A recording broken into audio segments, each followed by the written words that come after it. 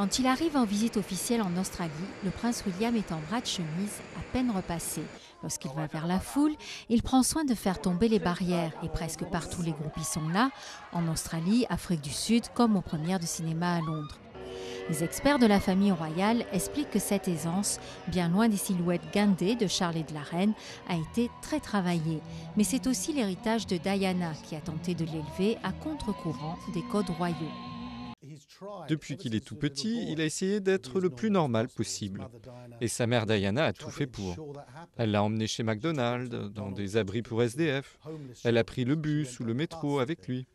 Mais en fin de compte, la réalité, c'est qu'il va être roi. Alors il ne peut pas vraiment être normal.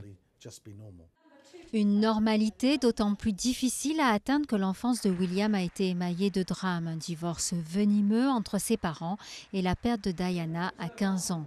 Sa mère a été honnie par sa belle famille, mais William a toujours voulu afficher sa fidélité jusqu'à son propre mariage. Je pense que vous l'avez reconnu maintenant. C'est la bague de fiançailles de ma mère, donc évidemment, c'est très spécial pour moi aussi. Je me suis dit que c'était bien normal que les deux aillent ensemble. C'est ma façon de faire en sorte que ma mère ne manque pas ce jour, toute cette excitation et le fait que nous allons passer le reste de nos vies ensemble.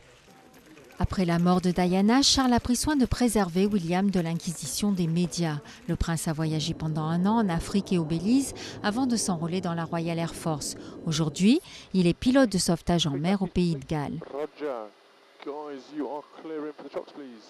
William est relativement préservé des obligations royales. Son père en remplit plus de 500 par an, lui moins d'une centaine. À Charles, les inaugurations de maisons de retraite. À William, la défense de la candidature britannique à la Coupe du Monde de foot. Pas étonnant que pour la population britannique aujourd'hui, ce soit lui qui incarne le visage moderne et glamour de la monarchie. Football is in our blood. Soyons clairs, de plus en plus de jeunes en Grande-Bretagne ne s'intéressent pas à la famille royale. Seuls William et Kate ravivent cet intérêt. C'est eux l'avenir de la monarchie et je pense que la famille royale est suffisamment intelligente et préoccupée par les médias pour comprendre cela. Mais jusqu'à quel point? Toute la question est là. Aujourd'hui, William est beaucoup plus populaire que son père et les Britanniques voudraient le voir succéder à la reine qui vient de fêter ses 85 ans, en sautant la case Charles Camilla.